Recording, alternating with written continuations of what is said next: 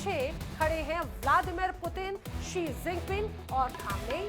अब दावा यह है कि ये सिर्फ ईरान की आजादी नहीं बल्कि अमेरिका को 3 मोर्चों पर उलझाने की बनी है। दुनिया की राजनीति में भूचाल बढ़ गया और अमेरिका अब नई चुनौतियों का सामना करने को मजबूर है।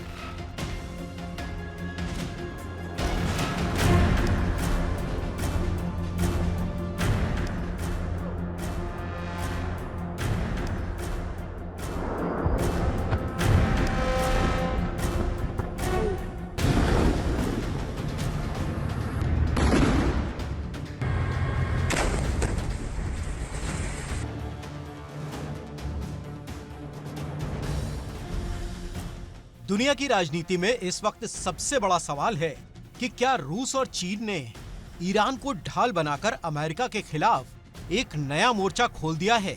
संयुक्त राष्ट्र में अब एक ऐसा धमाका हुआ है जिसने अमेरिका, यूरोप और इजराइल तीनों की टेंशन बढ़ा दी है। रूस, चीन और ईरान के स्थायी राजदूतों ने यूएन महासचिव को संयुक्त चिट्ठी भेजकर दुनिया को साफ संदेश दिया है कि 2231 खत्म, मामला खत्म और ईरान पर लगाए गए हर प्रतिबंध भी खत्म। यानी 2015 की वो परमाणु डील जिसने ईरान को सीमाओं में बांधा था, साल 2025 के आखिर में आते आते कागज का टुकड़ा बनकर गायब हो गई। और इसके पीछे खड़े हैं पुतिन, शी जिनपिंग और खामनेई।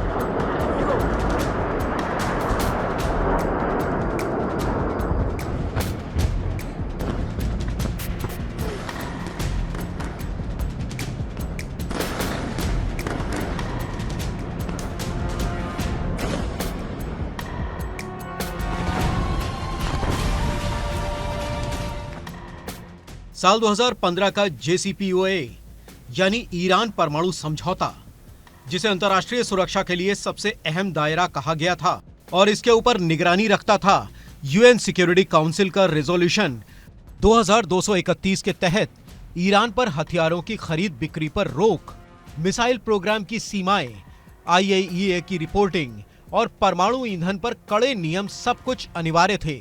लेकिन 18 अक्टूबर 2025 को समय सीमा पूरी हुई। इसके साथ ही रूस और चीन ने कहा कि बस खत्म, यानी यूएन महासचिव को लिख कर दे दिया कि अब ईरान पर कोई प्रतिबंध लागू नहीं होते और उसके परमाणु मामले पर UNSC की निगरानी भी अब शून्य है। यानी 10 साल पुराना परमाणु अध्याय सीधे बंद।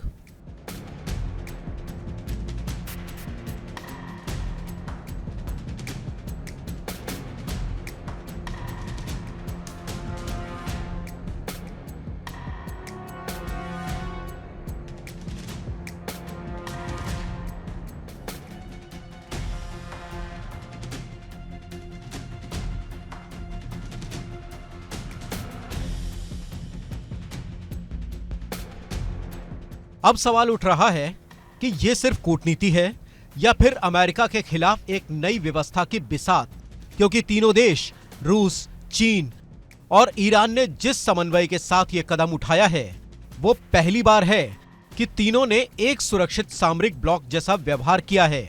अमेरिका को ये सबसे बड़ा झटका इसलिए क्योंकि ईरान बिना प्रतिबंधों के क्या कर सकता है ये वॉशिंगटन अच्छी तरह जानता है। ईरान पहले भी परमाणु संवर्धन 60% तक ले गया था। IAEA कई बार चेतावनी दे चुका है कि ईरान के पास वॉरहेड बनाने लायक एक क्षमता मौजूद है। ऐसे में रूस और चीन का ईरान के साथ खड़ा होना सीधे अमेरिका को चुनौती है।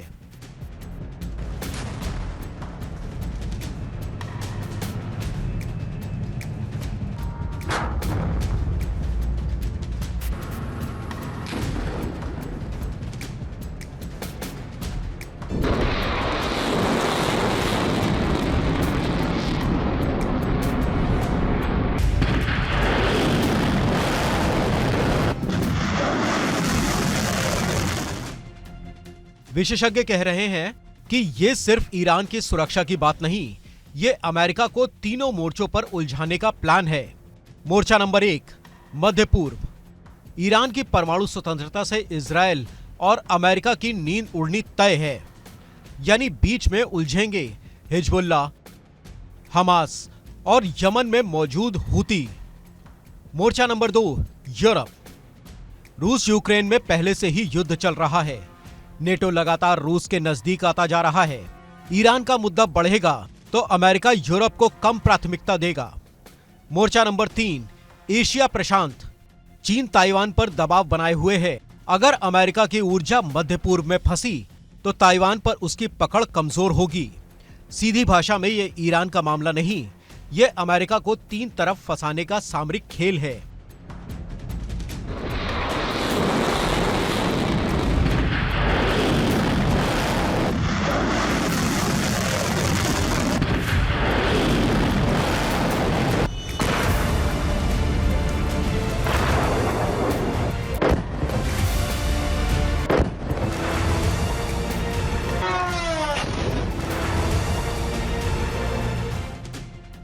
कई विशेषज्ञ कह रहे हैं कि पुतिन और शी जिनपिंग का असली लक्ष्य ईरान का परमाणु कार्यक्रम नहीं, बल्कि यूएन और पश्चिमी व्यवस्था को कमजोर करना है।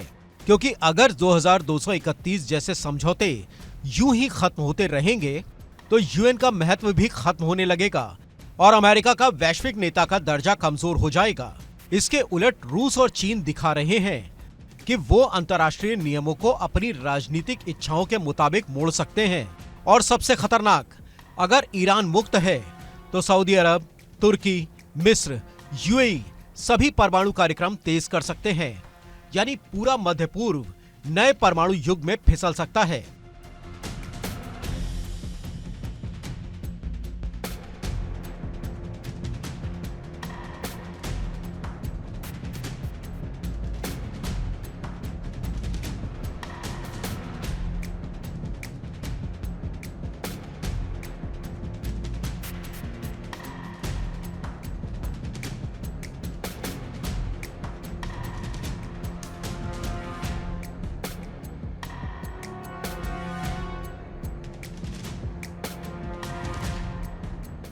इजराइल के लिए यह सीधी चेतावनी है। इजराइल ने पहले ही कहा कि ईरान परमाणु हथियार बनाएगा तो हम हमला करेंगे, और अगर इजराइल हमला करता है तो युद्ध सिर्फ ईरान तक नहीं रहेगा। हिजबुल्लाह, हमास और यमन के हूती सभी इसमें कूद सकते हैं और उस स्थिति में अमेरिका को सीधे युद्ध में उतरना पड़ेगा। यानी ईरान का परमाणु अध्याय बंद नहीं हुआ, बल्कि सबसे बड़े युद्ध का पहला पन्ना खुल गया। तेल, गैस, ऊर्जा, इन तीनों चीजों पर विश्व राजनीति टिकी है।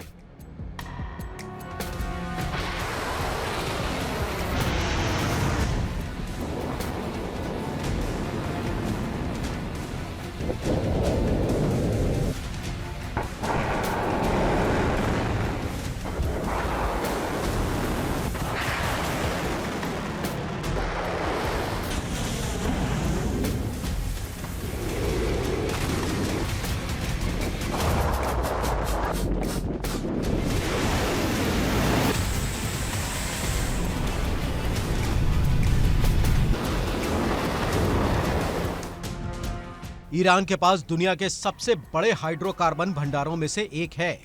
अगर प्रतिबंध हटते हैं तो ईरान को आर्थिक ताकत मिलेगी और रूस और चीन को ऊर्जा पर पश्चिम की निर्भरता कम करने का मौका मिलेगा। यानी ईरान फील्ड, पुतिन खेल, शी जिनपिंग कुर्सी और अमेरिका फंसा हुआ। तीनों देशों का एक ही एजेंडा, अमेरिका को कमजोर करना, पश्चिमी संस्थाओं को अप्रासंगिक करना और पूरे एशिया, मध्य पूर्व में अपना प्रभाव बढ़ाना। ये नया गठजोड़ ठीक वैसा ही है जैसे शीत युद्ध में सोवियत ब्लॉक था, लेकिन अब हथियारों से ज्यादा नीतियां, प्रतिबंधों और ऊर्जा रणनीतियों का युद्ध है। अमेरिका इस चिट्ठी के बाद चुप नहीं बैठेगा।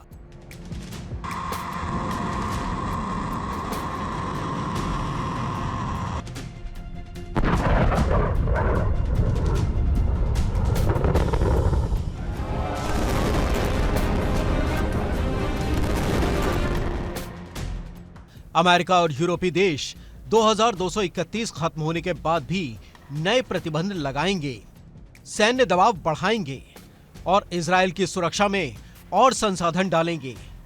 लेकिन इसके सीधे नतीजे वही होंगे जो पुतिन और शी जिनपिंग चाहते हैं। अमेरिका एक और मोर्चे पर उलझ जाएगा, यानी 2026 मध्य पूर्व, यूरोप और एशिया तीनों जगह युद्ध और भूचाल का साल हो सकता है। अमेरिका पहली बार महसूस कर रहा है कि उसके दो सबसे बड़े विरोधी रूस और चीन एक तीसरे और भी सख्त खिलाड़ी के साथ मिल चुके हैं। ईरान का परमाणु अध्याय बंद नहीं हुआ।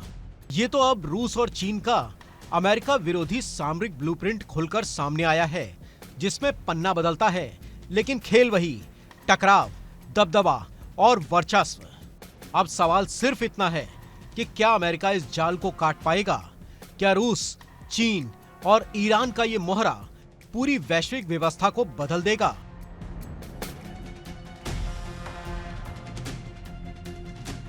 Bureau report, India daily.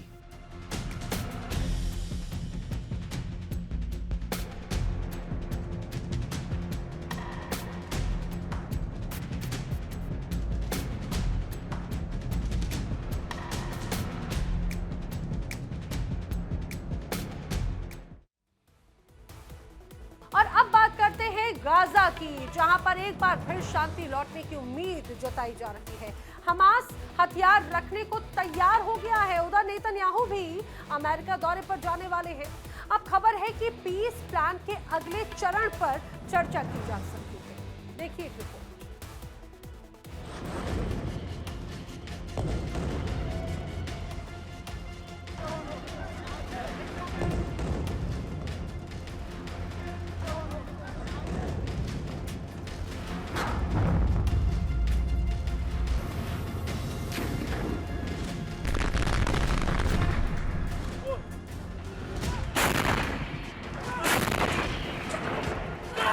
Hamas रख देगा हथियार।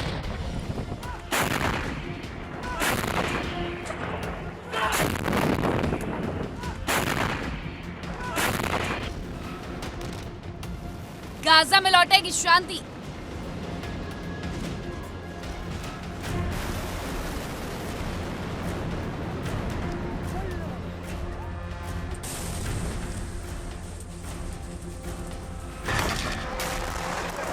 खामोश हो जाएंगी तो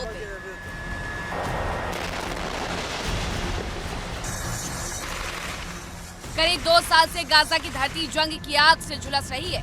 गाजा का जर्रा जर्रा इजरायली सेना और हमास के बीच जारी जंग की गवाही दे रहा है। पहले से ही मुश्किलों में जी रहे गाजा के लोगों की परेशानी अब और बढ़ गई है।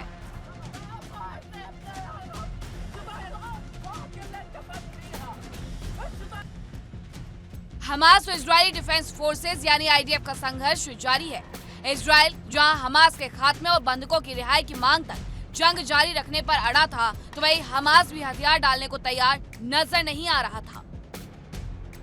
लेकिन इस बीच हमास से जुड़ी एक राहत भरी खबर सामने आ रही है। खबर है कि हमास हथियार डालने को तैयार है।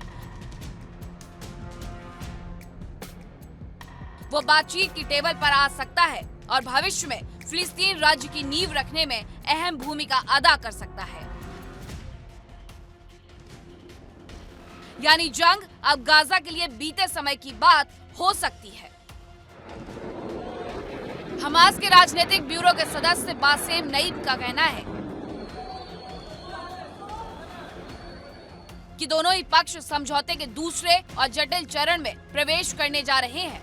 ऐसे में हमास भी जंग से बचने के लिए कोशिश कर रहा है और युद्ध विराम के समझौते के तहत हथियारों का इस्तेमाल नहीं करने को तैयार है। हालांकि वो अपने हथियारों को सुरक्षित जगह पर रखने के प्रस्ताव पर चर्चा को तैयार है। शांति समझौते का पहला चरण लगभग पूरा हो चुका है। ऐसे में अब इजरायल भी अगले चरण की तैयारियों में जुटा है।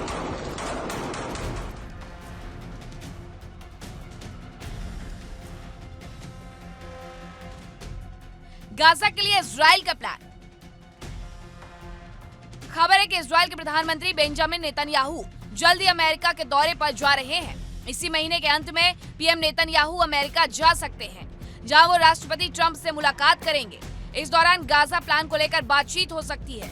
या यूं कह सकते हैं कि गाजा अब तबाही की जगह आबादी की ओर बढ़ सकता है।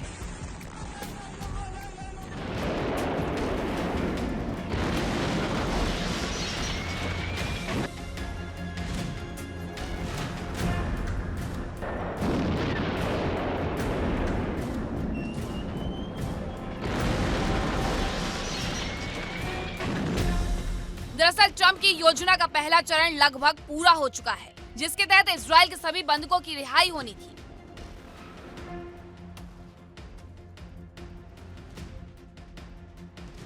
इजराइल की ओर से कहा गया है कि बंधकों की रिहाई का काम लगभग पूरा हो चुका है। युद्ध विराम लागू होने के बाद से हमास अब तक 20 इजरायली बंधकों को और 27 बंधकों के शव वापस कर चुका है, जबकि एक इजरायली बंधक का शव फिलहाल गाजा में ही है।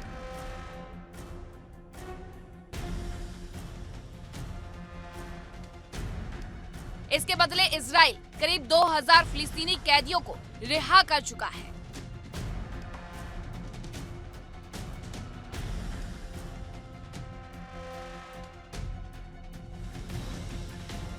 हालांकि युद्ध विराम लागू है, लेकिन गाजा में कुछ इलाकों में अभी भी हमास और इजरायली जवानों के बीच फायरिंग जारी है। वेस्ट बैंक में इजराइल के जवानों ने 2 फिलिस्तीनी लोगों को गोली मार दी। इजरायली सैनिकों के मुताबिक हेब्रॉन में एक चेक पॉइंट पर कार काफी तेजी से उनकी ओर आ रही थी, जिसके बाद जवानों ने गोली चला दी।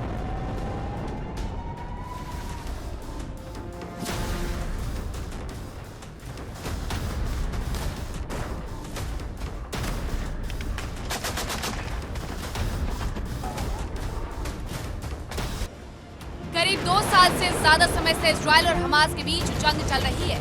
7 अक्टूबर 2023 को इजराइल में हुए कत्लेआम में इजराइल में करीब 1200 लोगों की जान गई, जबकि 250 से ज्यादा लोगों को हमास के आतंकियों ने बंधक बनाया था।